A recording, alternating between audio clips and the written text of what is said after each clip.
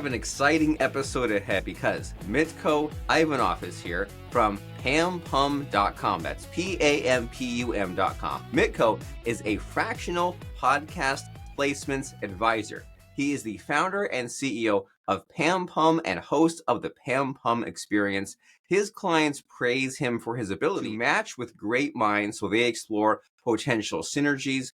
And in the past 4.5 years, he's put 170 experts and entrepreneurs on 1,800 podcasts. I'm sure it's even larger now, but we're going to find out the deep, dark, scary secrets about this thing called podcast guesting and partnerships and networking and everything that entails. So, Mitko, glad to be speaking with you. It's a pleasure for me as well, Rob. It's been a while since we were planning to record this.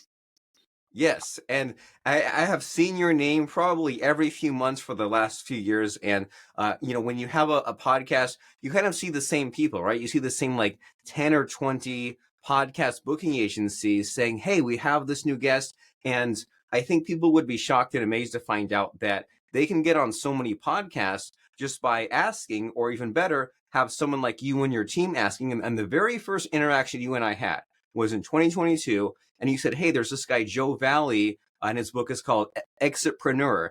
And I said, of course I'll have him on my show. Had him on my show. And then I also narrate audiobooks. So I made a sale from just like the very first interaction that you and I had. And sadly, you did not get a commission, but you still got paid from your clients. So, I mean, right off the bat, there was delivering value. So that's what I know of you. And in the intermediary, you've sent so many cool guests my way. I've had so many new connections and content and just, growing the podcast. So in your own words, like, what are you and your company all about? Right. So obviously, we're in the business of connecting beautiful minds that create epic experiences and global impact within the podcasting space mostly. And as you said, we can cover partnerships a bit later.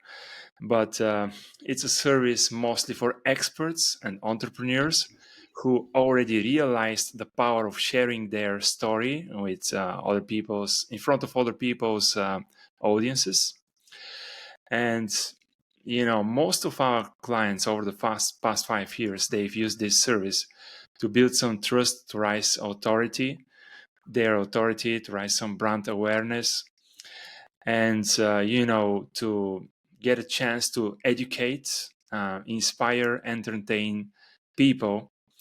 And that's the core.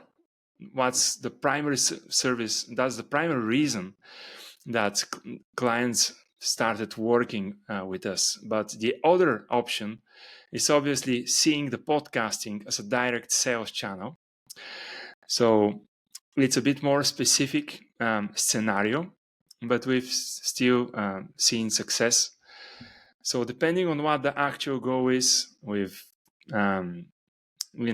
make sure to prepare the clients and set their expectations the right way, or push them back if they might have their expectations might exceed their level of authority as seen from the host's perspective.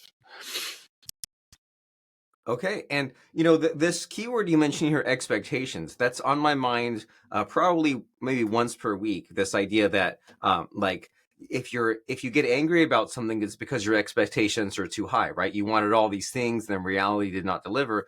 And I think that a lot of people don't realize that there's a lot of work involved, right? With being an entrepreneur, being a business owner, and appearing on all sorts of podcasts. When you look at like any politician who's trying to run for any sort of office, right? President, local office, they're always on many news outlets, many different talk shows. Even these like movie stars, they get like millions of dollars per year. They put who knows how many months being in whatever Marvel movie, but they still have to be in all the various talk shows. So it's like just a thing that's done. And you show up on shows and you have these kind of like, witty banter, the fun conversations like how you and I are having, and it's entertaining, right? And you mentioned that there's educating, inspiring, and entertaining, right? And so it hits different people in different ways.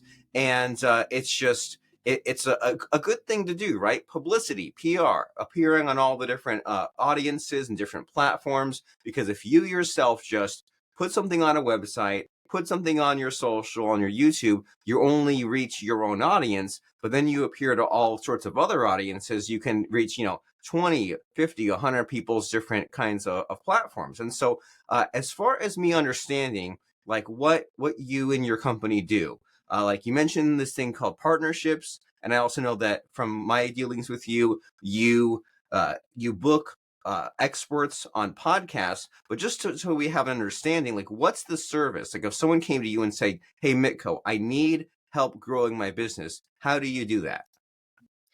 Right. Look, the ideal case scenario from my point of view is obviously somebody who already realized the power of sharing their story with other people's audiences. So it's a straightforward process of figuring out if this guy is a good storyteller, if he has a clearly defined goal, what's the goal, what would be their primary topic, set of talking points, what what's their list of remarkable achievements, what they have achieved so far in life and in business. This also matters a lot for most of the hosts we've been, working with. And finally, a short bio. These are 4 elements again: primary topic, talking points, a short bio, and a list of remarkable achievements. This kind of like a set of 4 elements is the core, kind of like a knowledge hub for us to build a profile, to create sequences of emails and messages to be used when the campaign launches, and provided the fact again that his expectations are well aligned with the level of his authority as seen from the host's perspectives. Yeah, we will say we would be excited to get this campaign started and just launch a campaign that delivers at least 1 recording invitation per week, with or 4 within a month, until we get the goal achieved. So that's how it works. And of course, there are a set of like good practices as well, recording a 2 minutes video pitch that we can also insert like a personal message to all the hosts. No need to personalize this, no need to mention any names. We can use it like that as well. Having already some kind of experience, previous experience appearing on other shows, of course, also helps. And there are basically 2 approaches we like applying. If we're talking about like international best-selling author or a nationwide brand, we might start we might promote the name from the very first sentence, right? But if it's somebody who is building their authority, let's say co-founders of a startup that launched like 6 months ago, right? And in this case, we would choose the educational approach. We will reach out and say, hey, John, would you enjoy covering this and this topic? And then we'll start talking about the person behind, the expert behind this topic. So 2 different strategies. And most of the times we would pick the second one because, we've just worked with less international, best-selling authors. Yeah, and this repeats. It's a subscription-based service. It can repeats like 3, 6, 9, 12 months until we get a certain goal accomplished.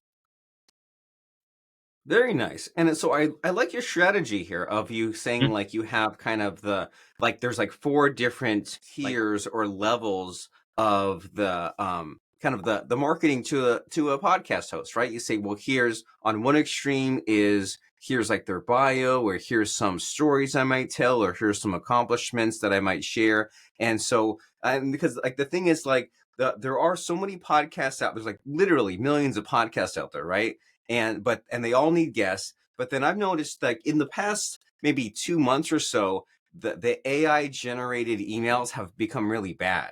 Like it used to be like whenever I see an email from you, Mitko, I'm like, cool, I know his guests are good, right? I know like he's thought this through and he'll say, I know this is someone who's a good fit for your show. He'll deliver value. He'll share some cool stories. Your audience will love him. But I've just been seeing a lot of like really lazy emails coming through. And I'm just like, for a while, I was like, I'll take them. But then I've started deleting them because I'm just like, there's something off about these emails, something that I don't very much like. And so I like how your strategy here is in kind of hitting them from different angles and saying, well, either they're a best-selling author or they have like a good education for you, right? Either way, there's a benefit to my client appearing on your show. And so just what have you seen as far as like the do's and don'ts in general, right? There's many ways to go wrong as far as like pitching a show, or if a guest is on the show, maybe that doesn't go so well, and people are always afraid of making a mistake. So what do you have to say as far as the do's and don'ts of podcast guesting? Right, from the guest's perspective, or from the host perspective. You're talking about the guest, I guess. Yeah, the guest, but it's up to you. Just what do you see that maybe gets you a little angry as far as it not being done properly in any way? Right. Well, let's start with what you just said a minute ago. Like when you're reviewing a podcast guest suggestion, you're trying to answer a question like, "What's in it for me?" Right? Right. And you know, that's the kind of like main question we're trying to answer for the hosts with the emails we're sending. So we're obviously talking about an interesting topic that's appealing for both the host and their listeners. Something that they haven't covered in the past 3 months, let's say, and something that might be also trendy. We can't achieve that every time, but if we have that, it's an extra bonus. And then we we would also try to like put the accent on how um, like on the on the on the person himself or herself. If they are a good storyteller, we'll make sure to put this in front of your eyes from the very first paragraph or a couple of sentences. If they were featured on, let's say, Tim Ferriss show, for me, it's worth enough to put this even in the email subject, because it's already like a kind of like an instant approval. If somebody suggests me a guest that has been featured by Tim Ferriss, I would, you know, skim through the email and look for the topic, then check how this person talks, and I would be in a hurry to say yes. I mean, most likely there is. If Tim Ferriss recognized him as a great fit, most likely I will do as well. He's pretty So approved. yeah. So and then from the host's perspective, the main question that most reputable hosts are trying to answer themselves is that, like, as we said, is this person going to educate my audience, and is this person going to also waste my time in a way? I've heard guys like Travis Chappelle talking about this. So he was the strategy was launching. It was about launching a show where you feature top tier guests from the very beginning. let's say Shaquille O'Neal or Grant Cardone or whoever, and you just need to secure one of these guests. And your main goal, I mean, to get the ball rolling, to achieve the domino effect and get more people say yes when they see you started with Shaquille O'Neal, let's say, right? And the key thing he was teaching other hosts was that try to prove to these guests that you won't be wasting their time. And that's it, a single thing. And it's an art, more or less, how to pick the right words, how to prove that you actually know them, and how to offer a value where when you're still small. It's a kind of like you need to get the most out of your creativity to find something uh, to drive their attention.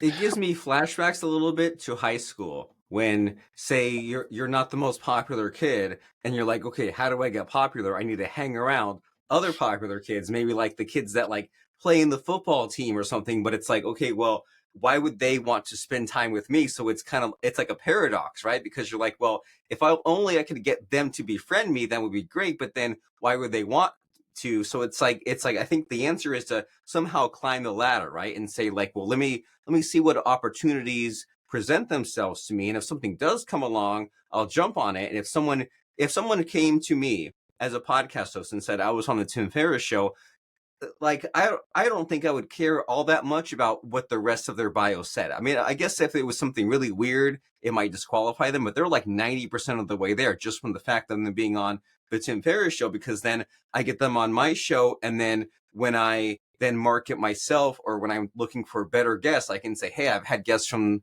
the Tim Ferriss show. And then when you get to like Tim Ferriss himself or Grant Cardone himself, like I'm not sure what the price point would be, but I would 100% pay money for a Tim Ferriss or Grant Cardone or Gary Vee or whoever to be on my show, right? And like if Joe Rogan came to me, I would probably pay $22,000. I don't think I could afford it, but like potentially, like there's definitely a price figure of like some of these high profile guests just to like raise my profile, so that way my show's bigger, and then that way when I myself and them trying to market, I can kind of name drop this and then kind of like just play the relationship game, right? Which like a lot of Yeah, people maybe are reluctant to do, but if they have someone like you on their team, on their side to help them with the networking, with the relationships, that's very valuable and helpful. And so why do some people fail at this, right? Because we talk about all these possibilities, right? And you and I talked in like email correspondence how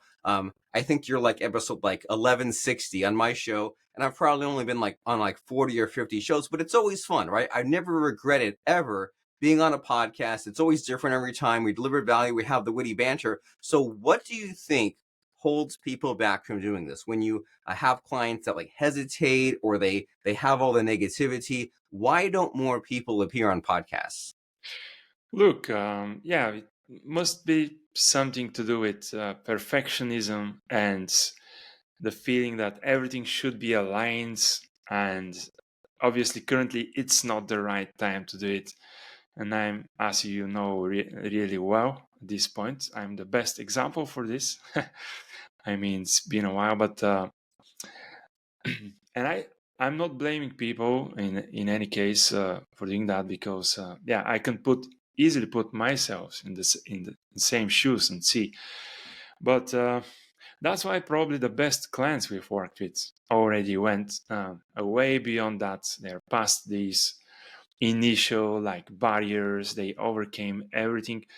They got inspired by an idea. They grew a business, and they started sharing their story to inspire other people that might resonate with what they are just what they just heard, and just say, hey, this guy looks like this guy overcame the issues I had.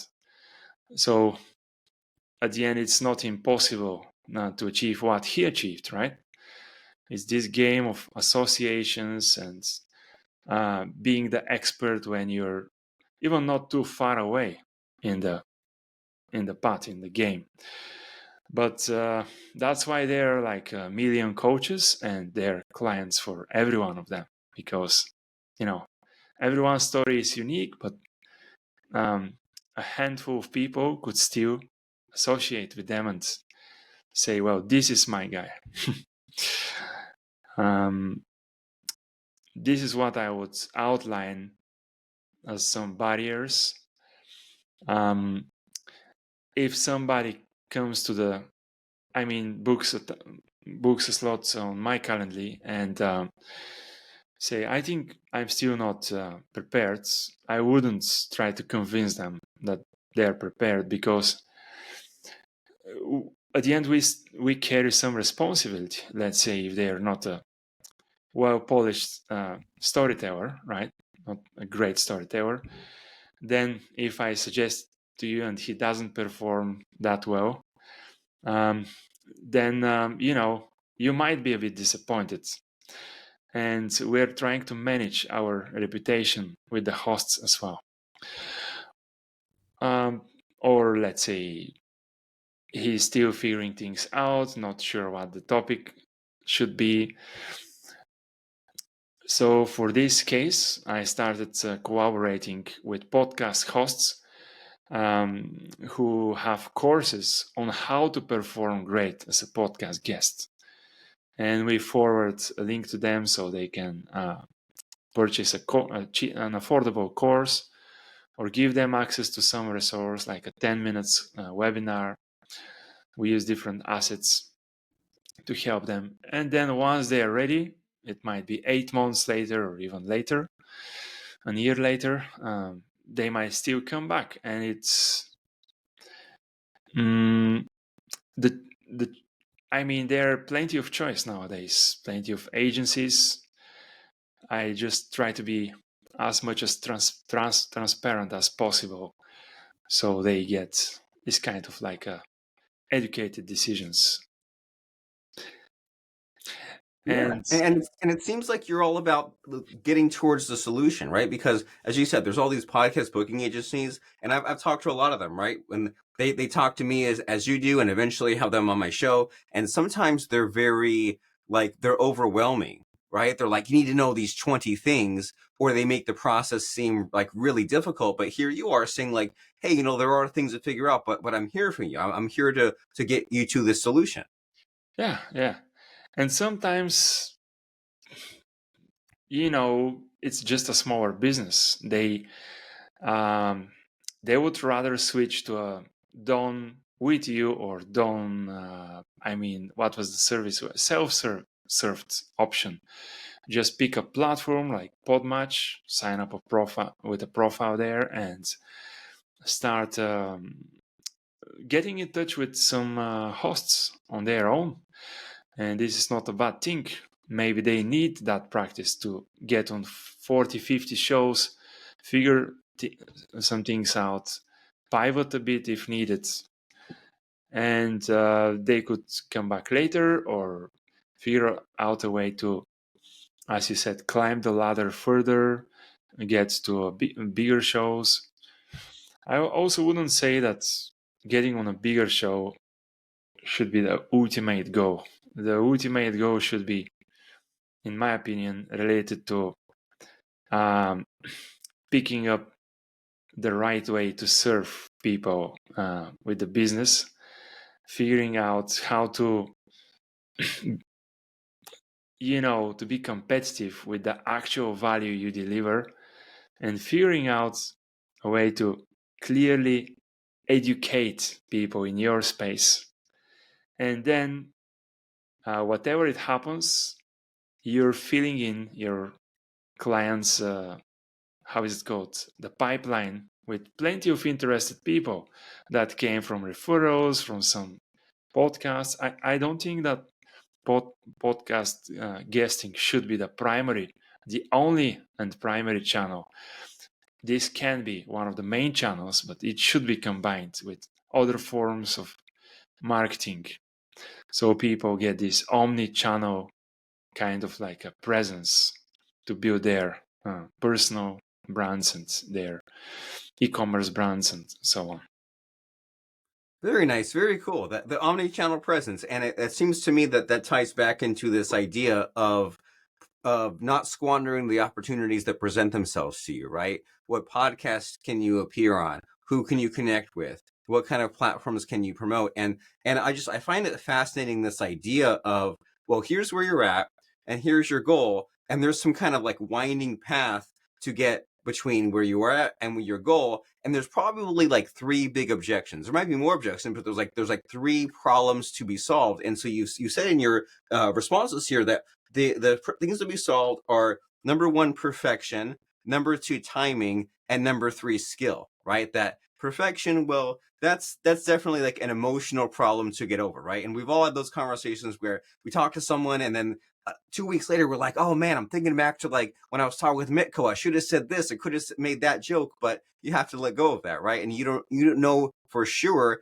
if you had said that, if it would have been better, or if the other person thought anything different. So there's that perfection to get over, and there's the timing. And I became a dad 4 years ago, Mitko, and I realized there's never enough time. You always have to squeeze in those little things, such as the podcast guesting. It's always inconvenient, but just set aside the half an hour, the 1 hour to book the slot, show up, have a conversation, deliver some value, have some inspiration, teach some stuff, drop a call to action, and that's what we really want to do. And like, I probably one of my favorite guests was this guy named Kevin Surace, and he talked about AI, and he's in 24 speaker associations, and all he does is he just like keeps appearing on podcasts on like a regular basis, like a few a week, just to like stay relevant as far as like an expert in the AI space. And there's the SEO and the social and the marketing. And then when some big conference wants a keynote speaker, because he's literally in 24 networking groups, goes to the meetings, he's in the directory,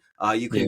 can search him on YouTube and find all these results. Like, he consistently gets these like $10,000 speaking gigs, and just books the flight, gets on the plane, and that's a whole business model. And we all have different paths of doing this ourselves, right? Maybe we want to get coaching clients or sell books, but it seems like being on podcasts is, as you said, it's not the whole thing, but it's something we need to pursue as far as just getting these connections, delivering some value. And so, in our last few minutes of our conversation, I know we could talk about this all day, but with a podcast, we want to tease them, give them a taste, and then send them over to pampum.com if and when they want more. And so, just to make sure we cover the bases, is there a question about podcast guesting or partnerships, or about what you do, that I have not thought to ask you and you wish I'd asked you? What's the missing hidden question here?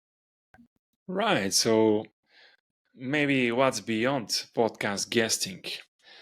And if you if you're asking me this question, I'd love to elaborate a bit. Let's do it. What's beyond podcast guesting? Yeah, well, look, to me, being the founder of a podcast guest booking agency, to me, to answer like personally, it's a high touch service. It's like we're presenting ourselves as a boutique agency, and truth is that we've never worked with more than 80 or 20 clients at the same time. Over the past couple of years, I realized that it's not something that can be scaled. And that's why I recognized partnerships as an alternative way to further, grow in business. And there's this kind of like 1 out of 100 people or organizations, businesses, where there's the perfect match, the match made in heaven, as they say, where if a proper setup is done, what regardless of is it about setting appointments or something else, it's again matchmaking. But this time we eliminate the podcasting stage, and it's our client, or our partner, actually it's our partner and their clients, and we do the matchmaking, and it's quite rewarding, and it's also less time consuming, especially if you find a way to do it with the right operator, the right service provider, the right, everything is negotiated the right way. So that's what I see as the future. We keep striving for excellence for up to 20 clients per month. I'll click on a Facebook, but the real missing piece for many people, I think, is this face-to-face interaction, which we can have from all around the world, right? I know you're based in Bulgaria, so your location doesn't even matter. You can Yeah. be on these Zooms or these Riversides or these podcasts. You can go on Podmatch. You can make your connections, but even better, you can use a boutique agency such as pampum.com to get some of these things set up for you, right? To market your speaker sheet, to say, hey, we can get you on these shows, to market and follow up and make sure that all these things sort of happen. And so, what's the sales pitch, so to speak, as far as your agency and what Pam Pum can provide? Right. So, we match great minds that create epic experiences and global impact. Sales pitch, you're catching me a bit unprepared because all the time I'm thinking about the impact statement. But, if you're looking to share your story and build some trust, rise your authority, one of the best ways to do that is do it as a podcast guest, and speak, take advantage of the one-to-many channel, and speak to other people's podcast audiences. And then if you've done your job well, expect seeing some good results, in many occasions some extraordinary results. And the keyword, as to bring it back a bit 1 minute ago, it's exploring synergies. In my opinion, that's the key phrase. But yeah, for the all the experts and entrepreneurs listening, if you've reached a point where you already realized the power of sharing your story on podcasts using the services of a well-established podcast guest booking agency, could be the way to do it for multiple reasons. And the many reasons that we've discussed, and even more reasons that you can discuss when you speak with Mitko and his team at pampum.com. And you mentioned a few times here this idea of being prepared, and like, we're never prepared, right? You might walk out the door in 5 minutes and a huge truck might come and flatten you. Like life is unpredictable. And what I think is that there's a choice to be made between being an employee or an entrepreneur, right? An employee says, hey, I'm safe, I'm in a box, I'm locked in, everything's taken care of for me, versus an entrepreneur where you're like, you pursue the risks, right? You embrace the awkward, the cringe, the opportunity, the unpredictable. And you might go onto a podcast and say, I have my questions planned. I think I know what I'll talk about, but I'm not really sure what they'll ask me. And if someone asks me something kind of a weird question, I can say I don't know, or I can pivot, or I can get some clarification. And I think that many of us kind of over catastrophize what the future might bring, and that if we're kind of stuck in that cycle, we need some extra thinking. We need someone like you and your team to say, hey, there's a reason why you haven't been on podcast this whole time and you've wanted to be. So get Pam Pum and their podcast guest agency to get you on some shows, to beef up your one sheet, to do some of this marketing for you, so that way you can tap into all these different kind of growth opportunities and podcast platforms that you can and should be on. And so, as we wrap up our conversation here, Mr. Mitko, do you have any final words of advice? I like to ask my guests for a fun quote or lesson that has helped them, that can help us. But just what comes to mind for you as far as like advice, words of wisdom for us? Right. So a key thing for a great guest to perform really well on podcast shows is to be authentic. But how to be authentic? If you're in a rush, if you're putting down fires, you're the main guy in operations, things like that. My advice would be, just try getting back to the roots. Take the most out of your weekends and don't work on Saturday and Sunday. Recharge your batteries and start having different beginnings of of your work weeks. Getting back in yourself, aligning yourself, having all these is the beginning, is the hidden ingredient of performing great as a guest. If you're just repeating the same thing each time, you can't have a true conversation like it will be like an interview style where you behave like a parrot, more or less. So Right. that's it. Get back to the roots and answer a question like who I am.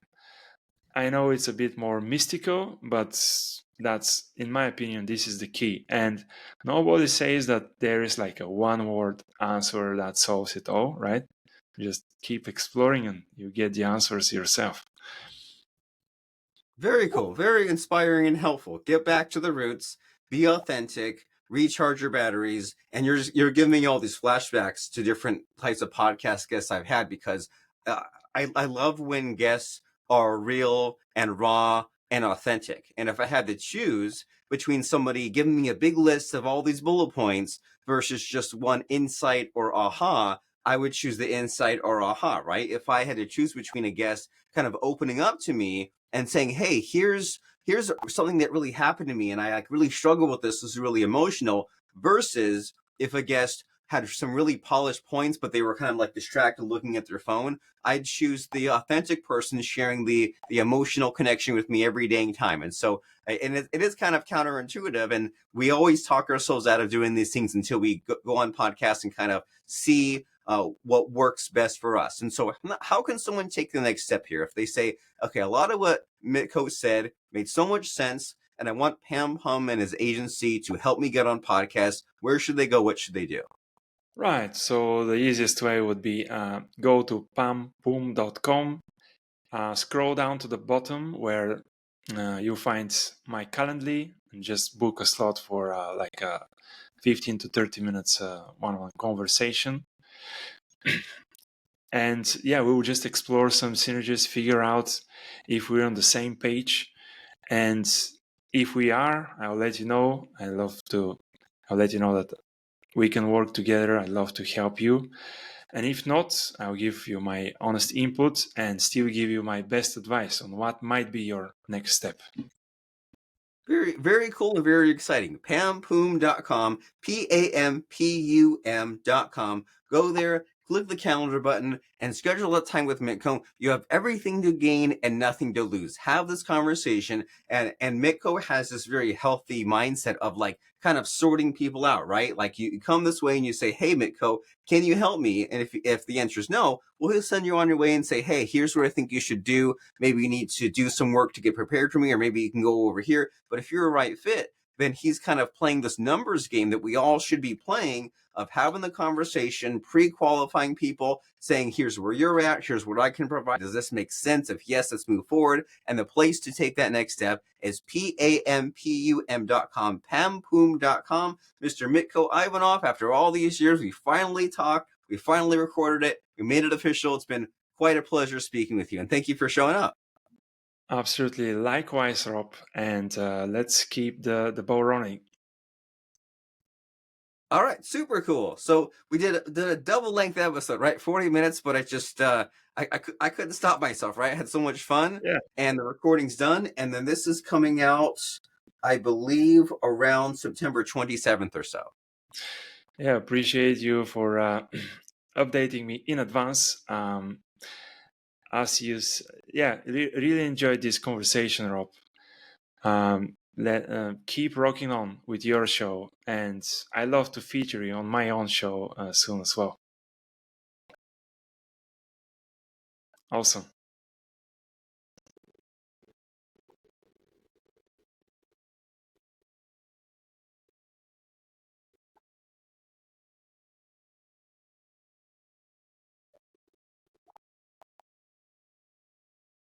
Mm-hmm. So, is this officially done in terms of recording?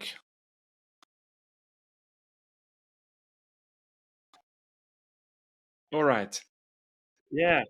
So I got a bit tougher beginning and a slightly tough, and I didn't know how to start, how to end. That's a kind of like, but in general, it was good. Good. Yeah. Oh,